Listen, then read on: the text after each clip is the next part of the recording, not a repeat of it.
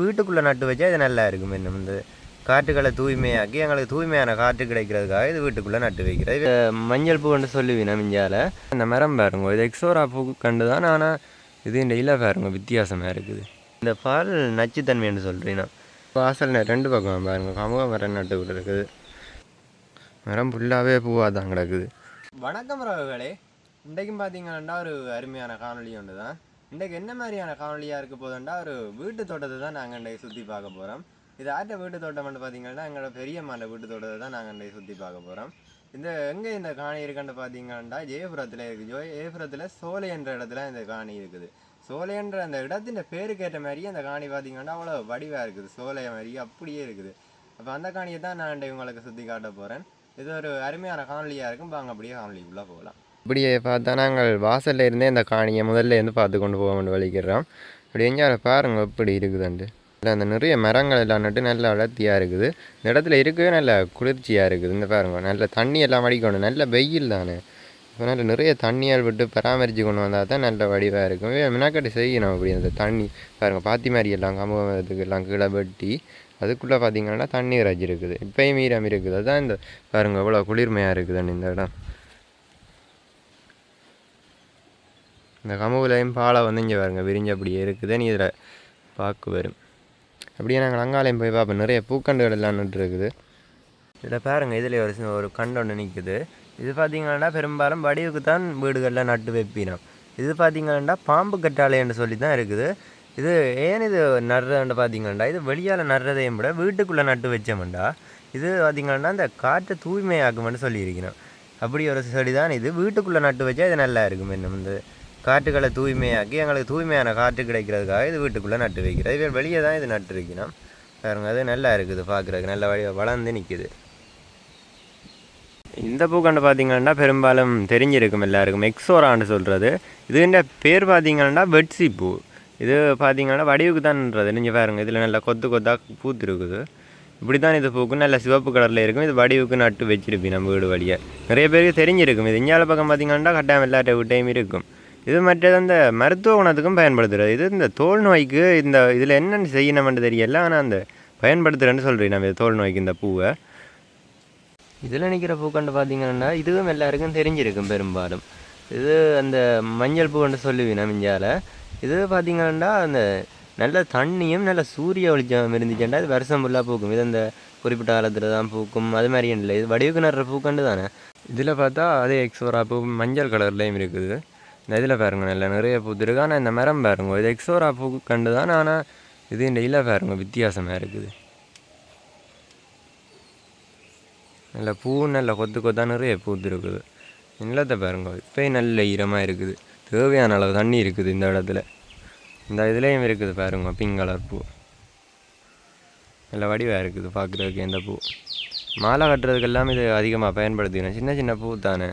இதில் பாருங்க இந்த குலவலையாக இருக்கிற பூவை பார்த்திங்கன்னா ஈஸியாக பிடுங்கி எடுத்து மாலை கட்டலாம். நல்ல வடிவாக இருக்கும். சின்ன சின்ன பூவாக நல்ல நெருக்கமாக கட்டி விட மாலை கட்டி போட அந்த மாதிரி இருக்கும். இந்தியாவில் பார்த்தா கொடிக்கள்ளி நட்டு இருக்குது.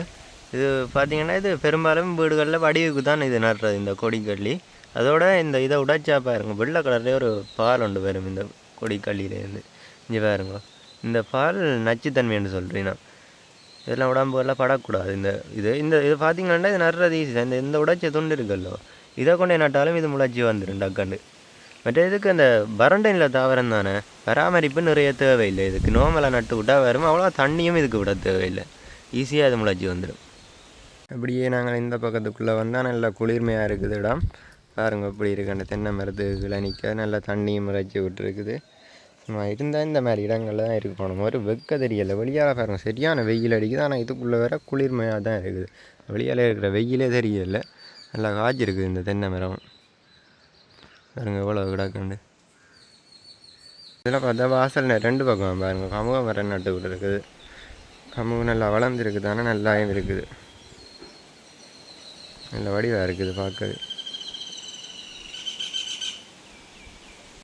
இது பார்த்திங்கன்னா இதுதான் மல்லிகையில் பார்த்திங்கன்னா இது ஒரு இனம். இது குண்டு மல்லிகைன்னு சொல்கிறது. இதில் பாருங்கள் இந்த மொட்டு இருக்குது. இந்த வெயிலுக்குள்ளேயும் பூத்து இருக்குது. இது எங்கட விட்ட நிற்கிறது பூக்கவே இல்லை. அப்படியே வெயிலுக்கு நிற்குது. நல்லா தண்ணி அடித்து விட நல்ல பச்சை கலரில் நிற்குது. ஆனால் பூக்கல இங்கே பாருங்கள் பூத்து இருக்குது.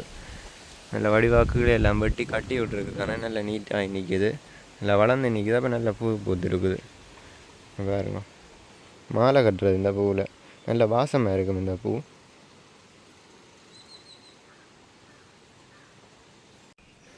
இங்கே நிற்கிற இந்த பூ கொண்டு பார்த்தீங்கன்னா பொன் வச்சின்னு சொல்லுவீங்க. இந்த மாலை கட்டுறதுக்கு எல்லாமே இது பயன்படுத்தணும். நிறைய பூக்கும். இது பாருங்க அவ்வளோ பூ பூத்துருக்குதாண்டு. மரம் ஃபுல்லாகவே பூவாக தான் கிடக்குது. பார்க்கவே அவ்வளோ வடிவாக இருக்குது. இந்த இடமே அப்படியே இந்த பார்க்க ஒரு டிஃப்ரெண்ட் ஃபீல்டில் நல்ல ஒரு வடிவாக இருக்குது.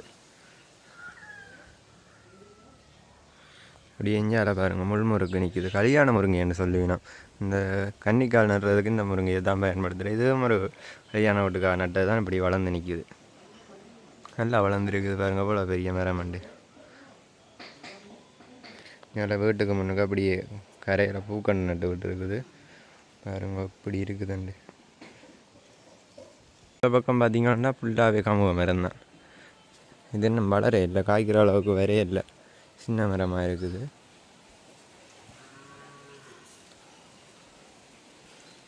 இதில் பாருங்க இதில் 4 தடி நட்டுருக்குது. கிழுவைன்னு சொல்கிறது. இதே நான் நடுறேன்டா இதில் வெத்தில கொடி படலை விடுறது, அதுக்காக தான் இந்த கிழுவை நடுறது.